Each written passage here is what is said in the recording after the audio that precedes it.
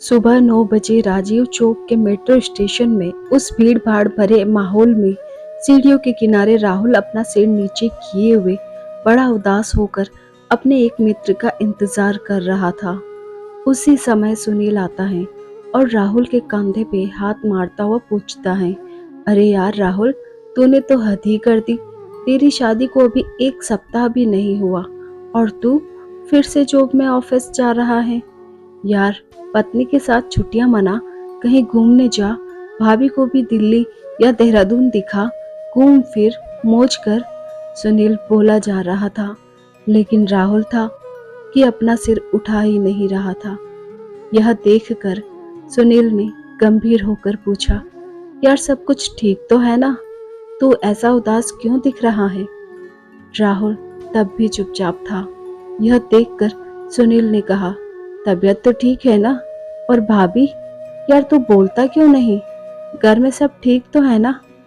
राहुल ने गहरी सांसें लेकर धीरे से बुदबुदाते हुए बोला, यार बहुत बड़ी गलती हो गई। अनीता मेरे जैसी नहीं है। वो मॉडर्न नहीं है, गांव की है, अच्छी अंग्रेजी नहीं जानती। उसका रहन सहन, उसका स्वभाव, यार हमेशा बाइबल पढ़ना, हमेशा प्रार्थना और प्रभु प्रभु कहना, यार ये भी कोई जिंदगी है? 3 दिन में ही परेशान हो गया हूँ। गले की हड्डी हो गई है वो मेरे लिए। मेरी तो जैसे जिंदगी ही बर्बाद हो गई है। सुनील ने कहा, अरे तू भी तो क्रिश्चियन है ना? हाँ हूँ तो सही, लेकिन हम लोग बड़े दिन में और ईस्टर आदि में ही चर्च जाते हैं। यार हर समय बाइबल की बातें और यह सब कुछ दिखावा मुझे बिल्कुल अच्छा नहीं लगता। लगता है जैसे मैं अपने घर में नहीं, किसी चर्च में रह रहा हूँ। सुनील ने दिलासा दिलाते हुए कहा, सब कुछ ठीक हो जाएगा यार, कुछ समय दे भाभी को, नई नई है दिल्ली में, सब कुछ सीख जाएगी। राहुल ने बात काटते हुए कहा, चल ऑफिस, देर हो रही है। आज राहुल और अनीता को 3 माह हो चुके हैं, लेकिन राहुल अलग कमरे में सोता है और किसी भी तरह अनीता के सामने नहीं आना चाहता। घर से बाहर जाते समय माँ से चिल्लाकर कहता है, माँ मुझे देर हो जाएगी वापस आने में, आप लोग खाना खाकर सो जाना, मुझे एक जरूरी मीटिंग है। ये तो उसका रोज का बहाना हो गया था। अनीता जब भी पानी या चाय देती तो राहुल उसे ऐसे सलीके से गिलास या कप को पकड़ता कि कहीं उंगलियां स्पर्श न हो जाए। अनीता हर वो प्रयास करती कि कैसे वो राहुल को खुश रखे, माँ का ध्यान रखती, सुबह से शाम तक घर को सजाने संवारने में लगी रहती, यूट्यूब से देख देख कर बढ़िया से बढ़िया खाना बनाने की कोशिश करती। आज शाम राहुल गाजर का हलवा खाते हुए जोर जोर से अपने ऑफिस के किसी व्यक्ति से बातें कर रहा था। माँ ने ऊंची आवाज में कहा, अरे घर में तो कम से कम शांति से खाया कर, ऑफिस को घर में मत लाया कर, गाजर का हलवा ठंडा हो जाएगा। तभी माँ को चुप कराने के लिए तुरंत राहुल ने कहा, माँ बहुत बढ़िया हलवा बनाया है आपने। माँ ने कहा, मैंने नहीं, बहू ने बनाया है। यह सुनकर तो राहुल के जिससे सांप सूंघ गया। वह चुपचाप अपना फोन लेकर डाइनिंग हॉल की ओर चला गया और फाइलें पलटने लगा। माँ को अंदाजा तो था कि इन दोनों के बीच कुछ तो पक रहा है जो ठीक नहीं है। माँ जानती थी कि राहुल बचपन से जिद्दी है। माँ भी सोच रही थी कि राहुल और अनीता को कुछ समय चाहिए, धीरे धीरे शायद सब कुछ ठीक हो जाएगा। वो अनीता से बहुत प्यार करती थी।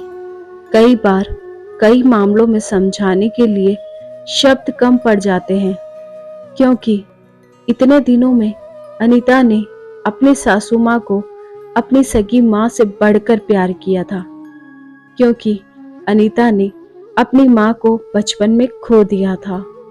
पिता ने ही माँ और बाप दोनों का प्यार दिया था और उसे शादी के समय बोले गए पिता के वो शब्द भी अच्छे से याद थे जो उन्होंने आंसू बहाते हुए विदाई के समय कहे थे, बिटिया, अब ये ससुराल ही तेरा घर है और सास ससुर ही तेरे माता पिता। अनीता अपना कर्तव्य निभाने में कोई कसर नहीं छोड़ रही थी, लेकिन राहुल का यह स्वभाव उसे हर पल कांटे के जैसे चुभ रहा था। वो अपने घर में ही ऐसे महसूस कर रही थी जैसे वो राहुल के लिए बोझ है। अनीता ने ठान लिया कि अब वो ज्यादा चुप नहीं रहेगी। वो इस विषय में राहुल से खुल के बात करेगी कि क्या कमी है मुझ में, क्यों वो एक ऐसे गुनाह की सजा सह रही है जो उसने कभी की ही नहीं। वो ऐसा सोच ही रही थी कि राहुल ने चिल्लाया, माँ, ऑफिस का टिफिन लगा दिया है क्या? अनीता ने टिफिन उठाकर राहुल की ओर बढ़ा दिया, लेकिन जैसे ही राहुल ने टिफिन का हैंडल पकड़ा, अनीता ने उसका दूसरा हिस्सा नहीं छोड़ा और बोली, मैं आपसे कुछ बात करना चाहती हूँ। और भरे हुए गले से आंसू बहाते हुए बोली, यदि मैं तुम्हें पसंद नहीं हूं तो मुझे मेरे पापा के घर छोड़ आओ। राहुल कुछ बोल नहीं पाया, बस धीरे से बोला, ओके, देखता हूं। अनीता की ये बातें जैसे राहुल के कानों में जोर जोर से गूंज रही थी। पूरा दिन उसका काम करने में मन नहीं लगा। वो सोच रहा था, क्या हो रहा है मेरे जीवन में, किसकी गलती है, क्यों यह सब कुछ हो रहा है। अनीता सुंदर है, पढ़ी लिखी है, लेकिन आखिर क्यों?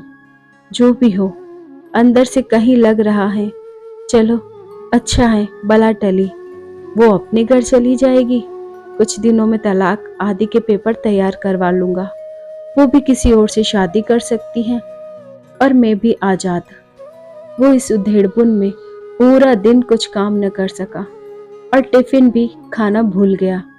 वो जैसे ही घर पहुंचा तो क्या देखा, माँ बिस्तर में पड़ी हुई है। उसे बहुत तेज बुखार है।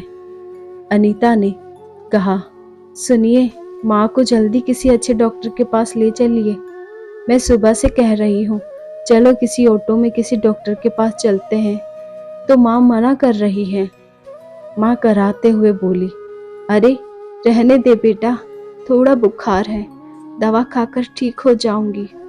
राहुल ने माँ के माथे पर हाथ लगाकर देखा तो कहा, अरे माँ, बुखार से आपका शरीर तप रहा है। तुरंत ओला से टैक्सी मंगाकर वो माँ को लेकर अस्पताल पहुंचा। पूरे रास्ते अनीता माँ को संभाले रही और माँ के लिए लगातार प्रार्थना कर रही थी और दिलासा देती रही, आप ठीक हो जाओगी, आप चिंता मत करो। डॉक्टर ने थोड़ी देर तक चेकअप किया और एक्सरे के बाद बताया, राहुल की माँ के पेट में रसोली है, जिसका ऑपरेशन जल्द ही करना बहुत जरूरी है। राहुल के पूछने पर डॉक्टर ने बताया, 5 लाख की जरूरत पड़ेगी और उसके पास केवल 1 दिन है पैसे का इंतजाम करने के लिए। यह सुनकर राहुल के डर के मारे हाथ पैर कांपने लगे। वो सोचने लगा, अभी शादी के समय ही तो कर्ज लिया था, दोस्तों को पार्टी देने में उसकी सारी जमा पूंजी भी चली गई थी। लेकिन वो अस्पताल से बाहर आकर जिसे भी हो सकता था फोन लगाना शुरू किया। सभी दोस्तों ने कुछ न कुछ बहाना बनाकर और दुख जताकर फोन रख दिया। उसने ऑफिस में फोन किया, वहां से भी मालिक ने कहा, देखो राहुल, लॉकडाउन के बाद वैसे भी हमारी कंपनी लॉस में चल रही है और आपने पहले भी एडवांस ले चुके हो। सॉरी, अभी हम आपकी कोई मदद नहीं कर सकते। राहुल पूरे 2 दिन तक पैसों के इंतजाम में जहां जा सकता था वहां गया, लेकिन उसके हाथ निराशा ही लगी। अंत में उसे लगा, मुझे डॉक्टर से कुछ और मोहलत लेनी चाहिए। यदि हो सके तो 2 या 3 दिन बाद यदि ऑपरेशन हो तो वो कहीं न कहीं से लोन लेकर या घर के पेपर गिरवी रखकर पैसों का इंतजाम कर लेगा। थका हुआ वो अस्पताल पहुंचा और सीधे डॉक्टर के केबिन में जाकर डॉक्टर के पैरों को पकड़ते हुए बोला, सर, मुझे 2-3 दिन का और वक्त दीजिए। मैं आपका सारा पैसा दे दूंगा और ऑपरेशन के भी पैसे भर दूंगा। आप बस मेरी माँ की जान बचा लीजिए। मैं आपका यह एहसान जिंदगी भर नहीं भूलूंगा। राहुल रो रहा था। डॉक्टर ने कहा, अरे तुम क्यों परेशान हो रहे हो? तुम्हें तो खुश होना चाहिए। ऊपर वाले ने तुम्हें इतनी अच्छी पत्नी दी है। उसने पूरा पैसा चुका दिया है। तुम्हारी माँ का ऑपरेशन तो हो चुका है और वो अब खतरे से बाहर है। वो अब बातें भी कर सकती है। आज छुट्टी हो जाएगी। आप अपनी माँ को घर ले जा सकते हैं। राहुल को सुनकर यकीन नहीं हुआ। वो दौड़ा और लेडीज वार्ड में माँ के पास पहुंचा तो देखा माँ बिस्तर में पीछे टिकी हुई बैठी है और अनीता उनके पैरों को हल्के हल्के से दबा रही है। राहुल को आज अपना कद अनीता के सामने बहुत छोटा लग रहा था। वो भी माँ के पैरों के पास जाकर बोला, माँ कैसी हो? तभी नर्स ने कहा, इन्हें थैंक यू बोलो, ये आपकी पत्नी है। क्या? इन्होंने रात दिन सेवा की है और पूरी रात जीसस से प्रार्थना की है इनके जीवन के लिए। राहुल अनीता से नजरें नहीं मिला पा रहा था, फिर भी नीचे देखते हुए बोला, अनीता कहाँ से इंतजाम हुआ इतने पैसों का? अनीता ने कहा, मेरे पास कुछ पैसे जमा थे जो मैंने गांव में बच्चों को ट्यूशन पढ़ाकर कमाए थे और कुछ जेवर थे, उन्हें बेचकर माँ ने धीरे धीरे आंखें खोलकर बुदबुदाते हुए बोली, बेटा ये मेरी बेटी से बढ़कर है। और अनीता का हाथ राहुल के हाथ में रखते हुए बोली, मैं तुम दोनों को हमेशा खुश देखना चाहती हूँ। राहुल की आंखों में पश्चाताप के आंसू अनीता के हाथों में गिर रहे थे। दोस्तों, यदि यह कहानी आपको पसंद आई है तो कमेंट में अवश्य लिखें और ऐसे ही रिश्तों को मजबूत करने के लिए, रिश्तों की कीमत सिखाने वाली मज़ेदार कहानी के लिए मुझे ज़रूर कमेंट लिखें, जिससे मुझे प्रोत्साहन मिलता रहे। और हमारे चैनल को लाइक, शेयर और सब्सक्राइब कीजिए। Thanks for watching.